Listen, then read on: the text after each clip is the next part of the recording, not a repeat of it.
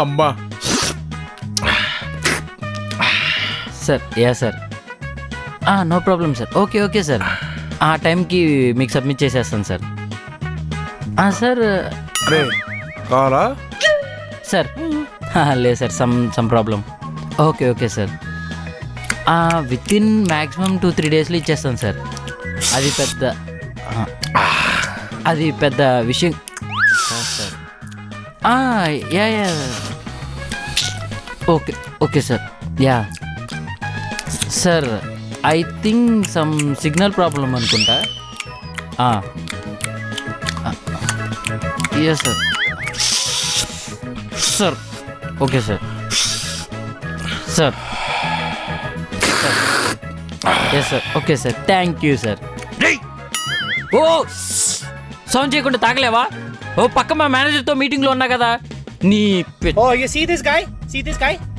Number one bullshit guy. Sound చేయకుండా తిను. Start అయ్యా.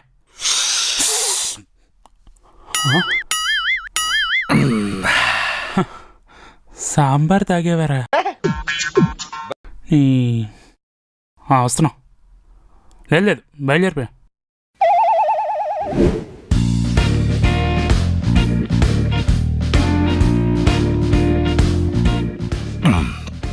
ఏంటి బ్రో ఆవకాయ? అవును బ్రో, తెచ్చినట్టున్నావు.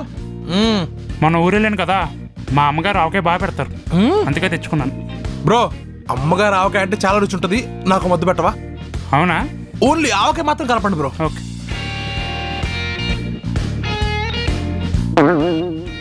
ఏరా ఆఫీస్కి రావా?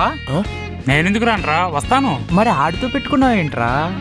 ఏముందిరా, 5 నిమిషాలు తింటాడు, 5 నిమిషాలు డ్రైవింగ్, హాయిగా 5 నిమిషాలు దమ్మేసుకునైనా పైకి రావచ్చు. ఇంకా బాగుంటుంది కదరా. ఓహో, నీకు అలా అర్థమైందా? సరే, నీ కర్మ. బ్రో మీరు కలపండి బ్రో. Okay by. బ్రో ఏంటా కలపటం? ఏమైంది అయ్యా? ప్రతి మెతుకు తెల్ల తెల్లగా ఉంది బ్రో. ఆవకాయ కలుపుకుంటే ఎలా ఉండాలి తెలుసా? ప్రతి మెతుకు మీద ఉప్పు, ఆవు పిండి, కారం అన్ని కలిపి ఉండాలి బ్రో. గట్టి కలపండి. మీకు బాగా ఇంట్రెస్ట్ అనుకుంటా. ఏంటి బ్రో కలపటం? ఒకసారి నేను కలిపి చూపిస్తా. బై. చూడండి, నీట్గా మొత్తం ఎర్రగా ఉండాలి బ్రో. పోన్లే, మీరు కలపండి, నాకు పెట్ట. భయ్యా నాకు ఆగండి బ్రో, చూసారా మెతుకులు ఎంత తెల్లగా ఉన్నాయో? ఎర్రగా ఉండాలి. అది కాదు బ్రో, నాకు ఆఫీస్ టైం అవుతుంది, అందుకని.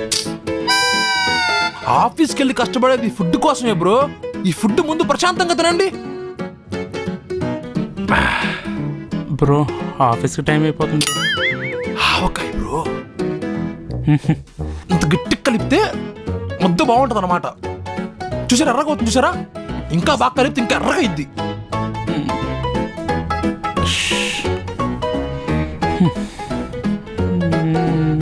ఇంత ఎర్రగా ఉండాలి ఆవకాయ అంటే. ఇదిగా ఈడేంటి ఆవకాయ కలిపిలో పడుకున్నాడు? బ్రో ఆవకాయ వెళ్ళిపోయారా భయ్యా? ఫోన్లే, బ్రేక్ఫాస్ట్ టైంకి స్టార్ట్ చేశారు, డిన్నర్ టైంకి పెట్టారు. ప్రసాదం. ఇదిగో మీరు కూడా ఇప్పుడు ఆవకాయ తినాలనుకుంటే ఇంత ఎర్ర కలుపుకోండి. ఇప్పుడప్పుడే తిన్నా భయ్యా, వీకెండ్స్లో తింటాను. ఓకే, నేను వెళ్ళి పడుకుంటానే. నేను 12 నెలలు కష్టపడితే 12 లక్షలు సంపాదిస్తున్నా. అలా 30% గవర్నమెంట్కి ఇస్తున్నా అంటే సంవత్సరంలో 4 నెలలు నేను గవర్నమెంట్ కోసం పని చేస్తున్నా. అది నా బాధ.